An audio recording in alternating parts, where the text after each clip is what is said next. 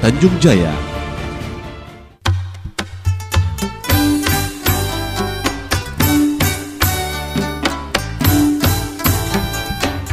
Orang Banjar sejak dulu dikenal sebagai suku perantau. Kebiasaannya pergi meninggalkan kampung halaman atau madam untuk mencari penghidupan yang lebih baik, biasanya menjadi hal yang utama. Tapi ada pula yang pergi madam karena alasan keamanan ketika itu. Sudah tidak merasa betah lagi tinggal di tanah sendiri, bahkan banyak pula yang pergi karena diajak keluarga yang telah mendapatkan penghidupan yang lebih baik di tempat lain. Ternyata migrasi orang Banjar ini tidak terjadi hanya dalam sekali, melainkan berlangsung dalam periode yang berbeda-beda, sesuai dengan kondisi zamannya. Begitulah di antara beberapa alasan mengapa banyak orang Banjar tersebar di berbagai tempat di Indonesia, bahkan sampai ke beberapa negara tetangga. Seperti yang ditemui di Kalimantan Timur, Kalimantan Utara, Batam Kepulauan Riau, bahkan Malaysia, Brunei Darussalam, dan Singapura. Madamnya orang Banjar untuk berdagang, menjadi penjahit pakaian, atau membuka hutan untuk berkebun, hingga bertani di rawa padang surut, merupakan lapangan pekerjaan yang ketika itu dianggap menjanjikan bagi sebuah kehidupan. Sejak ratusan tahun lalu, kaum migran ini datang mengadu nasib dan salah satunya dari Banua Banjar. Konon, kaum migran asal Banua Banjar ini setelah lama Batana Banyu, Mbak Anak Cucu, bahkan Mbak Buyut, ternyata generasinya masih ada sampai saat ini. Budaya dan cara hidup mereka pun tak pernah luntur layaknya sebagaimana di Banua. Cirinya yang paling menonjol adalah tetap berbahasa Banjar. Meski kedengaran aneh di telinga orang Banjar saat ini, karena dalam berbahasa, mereka kental menggunakan dialek daerah asalnya, seperti Kelua, Kandangan, Alai, Martapura, Banjarmasin, dan lain-lain. Berbagai keberhasilan hidup dicapai dari generasi ke generasi, mulai dari generasi pembuka hutan, membuka bagan, hingga menjadi pemimpin di negeri orang.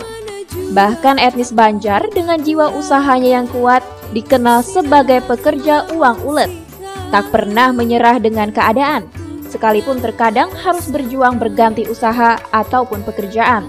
Begitulah kehidupan orang Banjar ini dijalankan. Di seantero tempat itu, di antara mereka ada yang menjadi pengusaha, pedagang, petani, pekebun, bahkan pada generasi migran yang memiliki pendidikan, sudah ada yang menjadi aparatur pemerintah hingga kepala daerah, menjadi wakil rakyat di lembaga legislatif, bahkan berbagai posisi terhormat lainnya.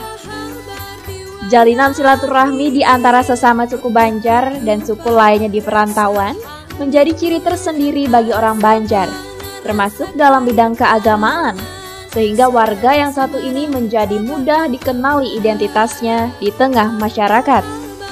Termasuk dalam bidang keagamaan, sehingga warga yang satu ini menjadi mudah dikenali identitasnya di tengah masyarakat. Kami berharap dengan kunjungan dari Kakawanan yang melaksanakan program Petiti Kulaan Banjar ini kiranya dapat diterima dengan baik, sehingga apa yang menjadi harapan kita berataan ini dapat tercapai, yaitu sama-sama kita mengangkat harkat, martabat, dan derajat orang Banjar dimanapun dia berada. Nah, tetap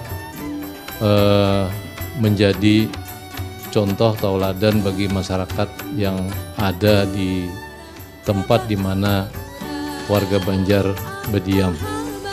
Sekali lagi, mudah-mudahan kita dapat mempererat tali silaturahim di antara kita berataan. Untuk melihat perkembangan tersebut, tim Petiti Kulaan Banjar bersama Banjar TV dari Banjarmasin melakukan perjalanan muhibah badapat kulaan Kerukunan Bubuhan Banjar KBB, mulai dari Balikpapan, Samarinda, Tanjung Selor, Tarakan, negara Malaysia, Brunei Darussalam, hingga negara Singapura.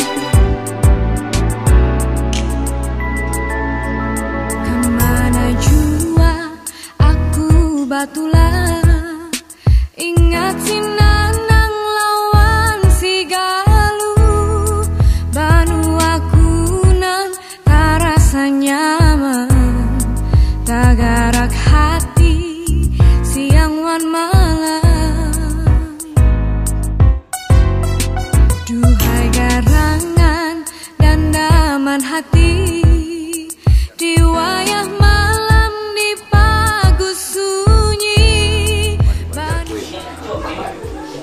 Udah tuh di perantauan. Berapa luas? Boy, Berapa luas? aduh, keliling aja, ulun aja, Queen aja belum tahu lu. Dia sama Sukabumi. Oh iya. oh lahir di Indramayu. Indramayu. Nah, orang tua tugas-tugas Militer, kan? tentara, ada yang lain di Indramayu, Jogja, dari Singkawang, keliling yang di Bulong. Rasa hatiku tak rasa benar, rasa karindangan salawas madam kabanua urang.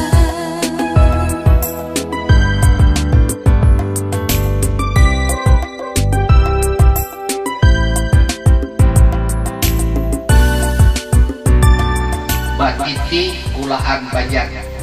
Jadi maniti mailangi Mbak Titi tadi mailangi Kulaan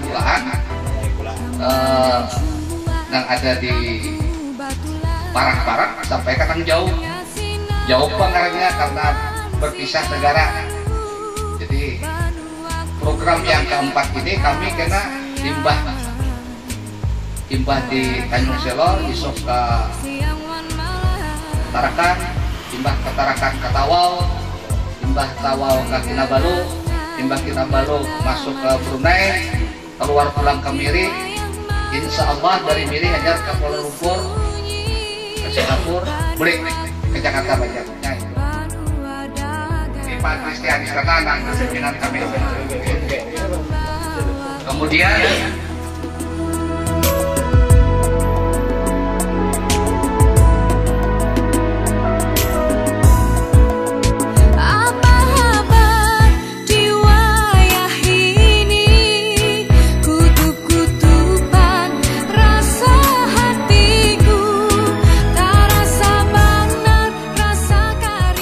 saya perkenalkan dulu diri saya. Pertama, nama tadi sudah dijelaskan. Saya memang lahirnya di Tanjung Selor tahun 1964. Terus tadi katanya hijrah sampai SD, SMP, SMA saya di sini. SMA saya hijrah ke Bogor. Di Bogor hijrah ke Bandung. 18 tahun saya di Bandung. Ya, lulus dokter hewan di Bogor, masuk TNI, kurang lebih 18 tahun di Bandung. Ya, pindah-pindah juga, tapi di sekitar Bandung. Lanjut setelah seskuat saya pindah ke Irian. Ke Irian saya serapat 1 tahun, pindah Balikpapan sekitar 2,5 tahun, baru tahun 2013 saya kembali ke sini. Jadi dandim di sini, alhamdulillah. Jadi saya hijrah kembali lagi ke kampung halaman. Jadi saya, orang tua saya, nenek saya memang lahir di sini semuanya. Jadi nenek saya itu yang kita dari keluar, cuman saya sudah tidak tahu keluarga yang ada di Banjar sana. Ya. Jadi nenek kami ini juga sama-sama mungkin dari Pak Nanang itu juga kita Banjar di Selor. Jadi kita punya pewatasan juga di Selor oleh nenek saya itu, kakek saya itu Ajung Linggar. Nah, itu punya watas di Selor. Sampai yang di sini juga ini kami punya juga nih dulu sekitar KPH itu. Jadi Jalan Sekip itu sampai SMK 1 itu tanah kami dulu tuh. Sekarang sudah orang punya, sudah dijual-jual juga. Jadi memang saya mama Banjar, nenek Banjar, ya asli lah Banjar hitungannya. Ya, tapi di sini juga banyak yang baru-baru. Ya, setelah kita tahun berapa ya, tahun 75 itu banyak lagi yang datang. Jadi banyak orang Banjar di sini.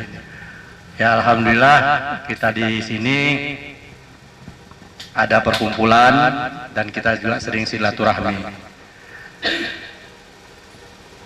Jadi tidak banyak yang bisa saya sampaikan.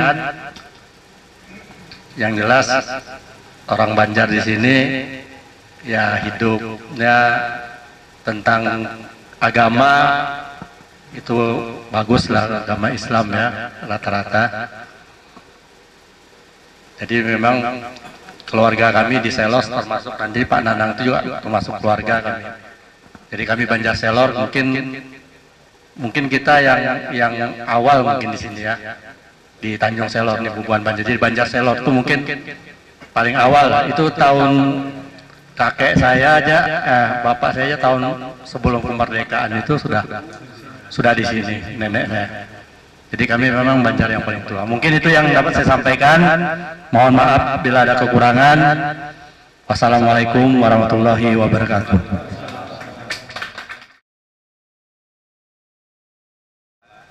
Pada kesempatan yang berbahagia ini kita bisa berkumpul di sini. Kami sebagai tuan rumah, dalam hal ini Pak Faisal, ya, mengucapkan terima kasih kedatangan rombongan dari Banjar TV Kalimantan Selatan. Bercerita sedikit tentang keluarga kami.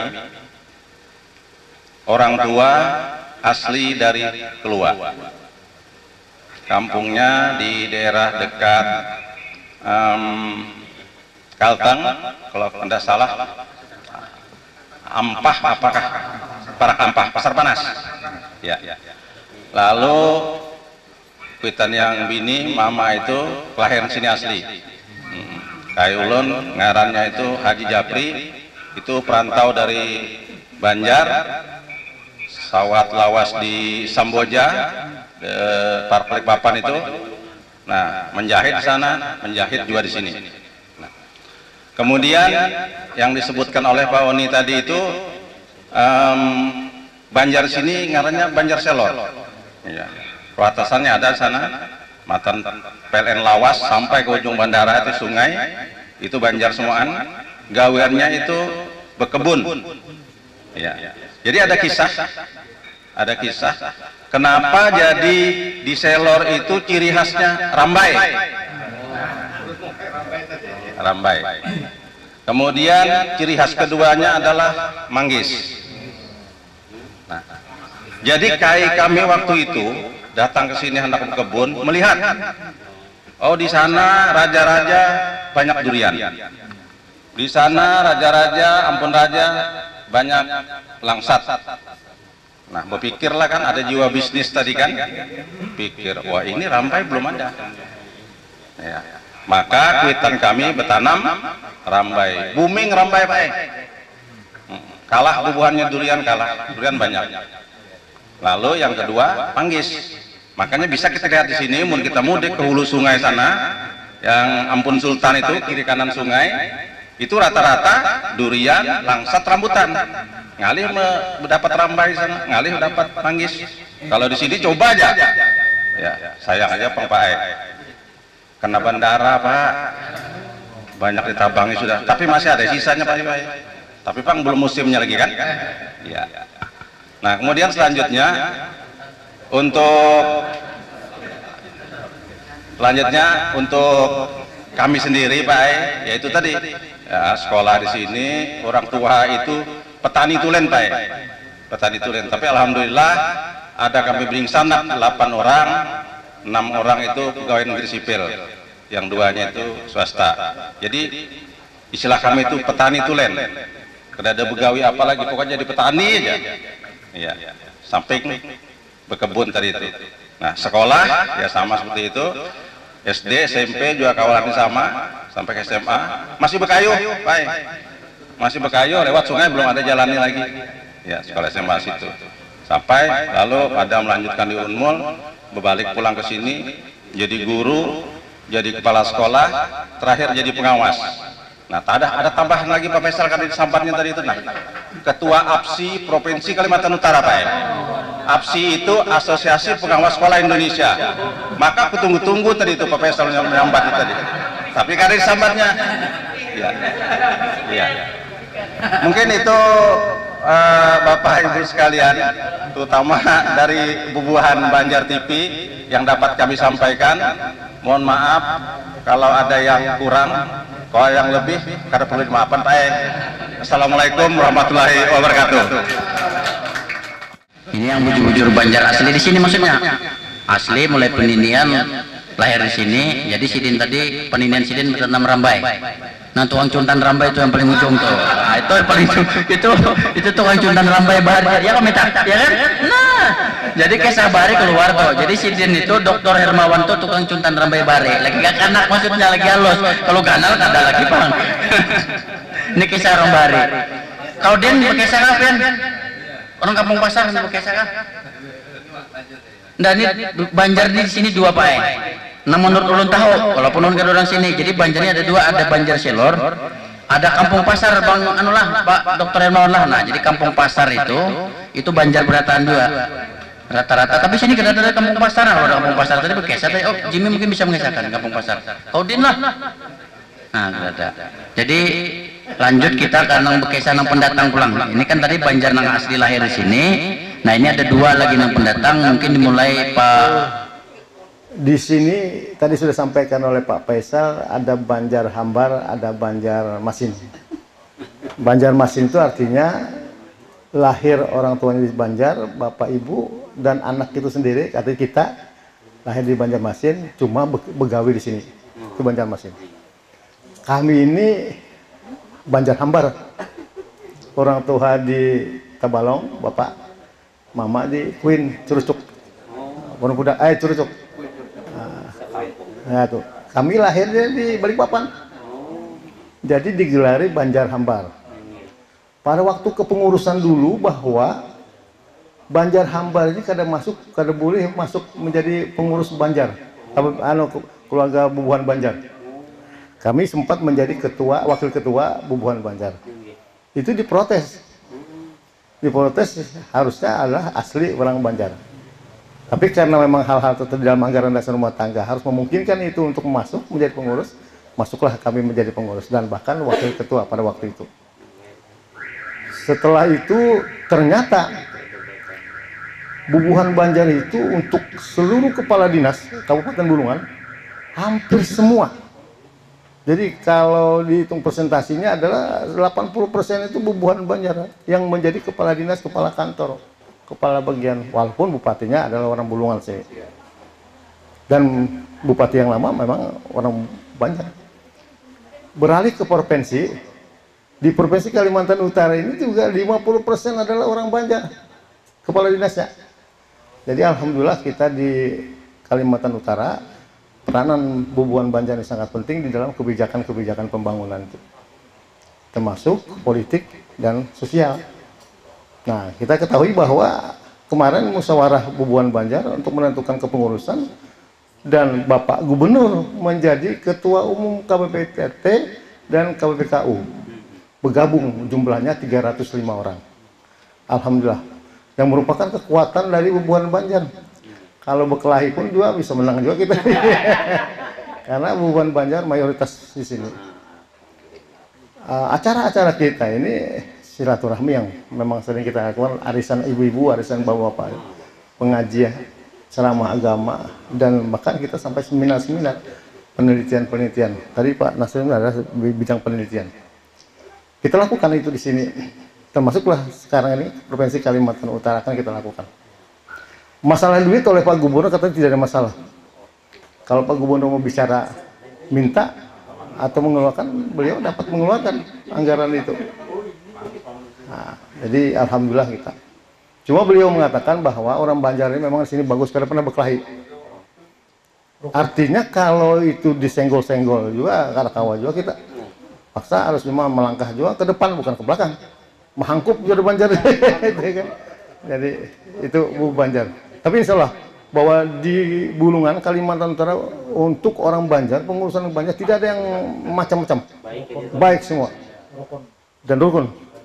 Hampir seluruh, karena di sini, mohon maaf, Bubuhan Banjar di Kalimantan Utara ini termasuk di Bulungan beberapa kabupaten itu seluruhnya adalah orang yang beragama Islam.